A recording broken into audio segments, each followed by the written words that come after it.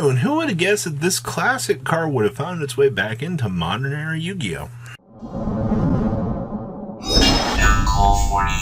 Make sure you guys smash the living crap out of that subscribe button so you guys don't miss out on more awesome content. Book of Moon. Now, the reason why we're going to be... I want to talk about meta trends. I've talked a lot about, Kashtira's kind of fall from grace. And it's all because Book of Moon and Book of Eclipse have both very hard-hittingly entered back into the meta. So first of all, Book of Moon, just flip a monster face down.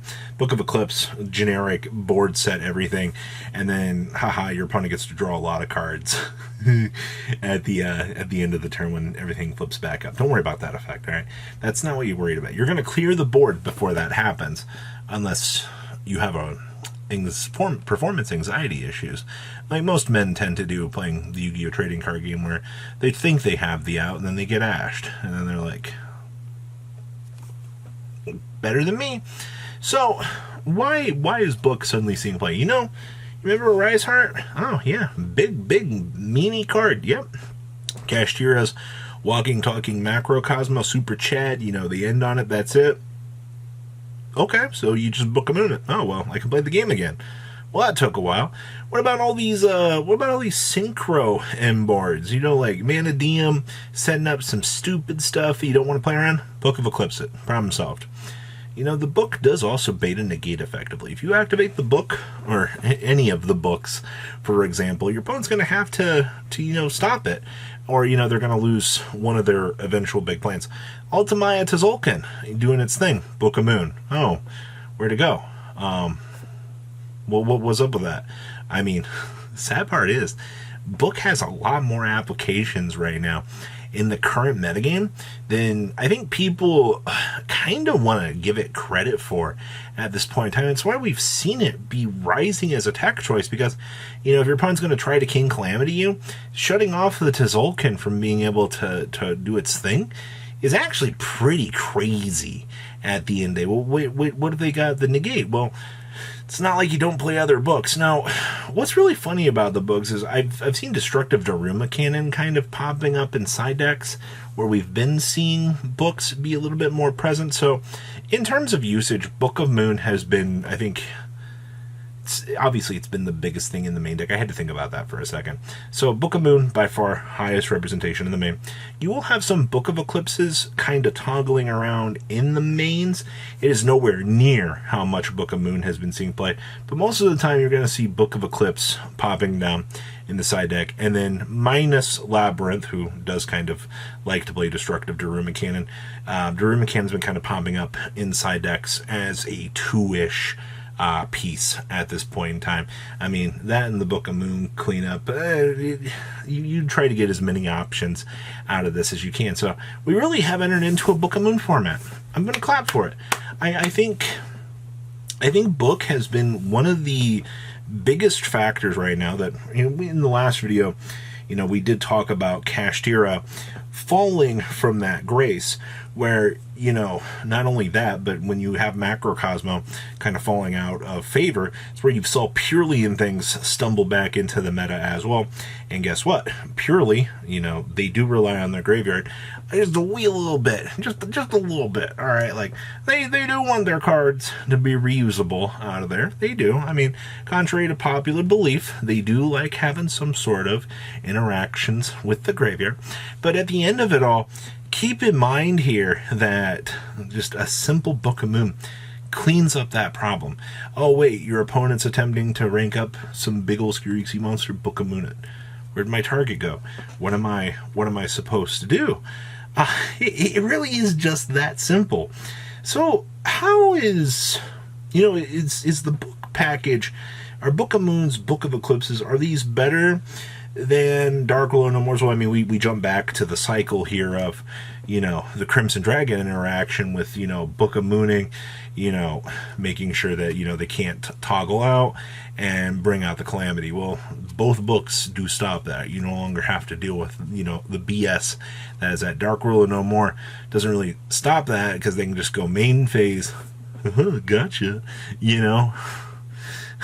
All right, standby phase. Got it's you've gotta get to the main phase for Dark Ruler No More to be usable. And if there isn't what I would say like good value in order to slap that in there, I'd rather just play the book package. Now, obviously, looking at things like Charles the deck, Unchained, I've seen Unchained was playing the books. Oh yeah, they were.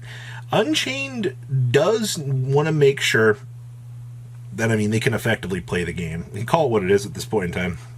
But if your opponent's setting up a crap ton of negates, I mean, I don't blame them for wanting to do that, but I mean, to be fair, Unchained's also been playing some pretty crazy things. Also, Kashtira's been playing 6 books. I saw 6, it's 3 Eclipse, 3 Book of Moons, and out of the recent Olympus Card Games tournament, I saw that. I was like, that's wild that they're being forced to do that. And actually, Dragon Link was one of the few examples where they weren't playing the Book of Moon, they were playing the Book of Eclipses, because they need to be able to massively do the board set.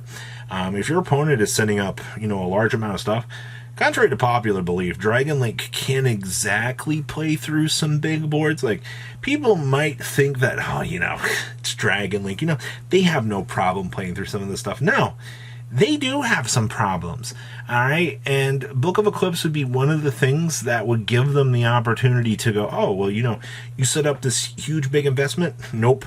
Normal summon, boot sector launch, yay. It's that good.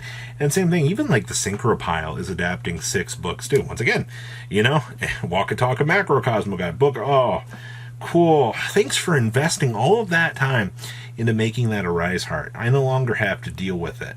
All right, you're really knees deep in a Book of Moon format when frickin' Hero of all things has adapted Book of Moon to stop these threats. And I mean Super Poly along with the Draco Knight quest for half of this stuff. But if I'm looking at most of these top meta competitors and some sort of book has found its way into the game, welcome to Book of Moon meta. I didn't think we would ever get back to a time here where, it's just like the casual big boss monster battle royale here. But that's where you're at right now. That's what modern era Yu-Gi-Oh! Has going for it. It is these boss monsters that are losing to a simple set it face down. And I kind of found this out earlier in the week. I was playtesting Runic, and obviously, if your Majesty's Fiend gets booked, you just take a step back and you're like, wow, that actually happened. You can't do anything if the powerhouses that you've set up get lost, if they get immediately answered. Unfortunately, that's just how it is. When the immediate spot removal options come a-knocking, there is not much you can do. And I mean, once again, I go back to the Super Poly here as well. Super Poly is a gosh darn good card right now, especially with the Guilty, or the Draco Knight Quest and the Guilty Emperor as well. The 2 warriors with different attributes to make the one, the Draco Knight, which is, the warrior plus a dragon type monster. I actually never thought I'd see the day where Draco Knight would see a relevant line of play, but you also have like these good countermeasures to kind of follow it up. Like, if you don't think Super Poly's going to be like the go player, you'd rather play the book, that's fine, but you do have Forbidden Lance. If you were trying to 800 IQ your opponent, you're like, I know they're going to book a Mumi, you set the Lance, and then you lance your monster when they, do the book play. Congratulations, they literally can't, book your monster until they chain the other book on top of it, and then you're like, you just slam down your cards, you're like, you're better than me. This is ridiculous. I'm quitting Yu-Gi-Oh! That's literally the reaction I guarantee you that you're going to have to see and deal with out of the end of the day. So, we've entered into a very strong meta-filled book environment. Is there really anything to change about it? No, but I think that people need to be aware that as of right now, Book of Moon is one of the most insane tech choices that we've had in a very long time, and I think that's going to stick around for a while. It's very interesting that this crept up very, very quickly for this format. I literally swear I blinked, and all of a sudden, oh my god, it's Book of Moon everywhere. And until we get some sort of ban list or some sort of future change, I think you're stuck with Book for probably the next couple of weeks, at least for interactions. So please, comment down below, tell me what you guys think. I'll see your beautiful faces back here later today, guys. Peace out. Patrons, thank you. Yugioh!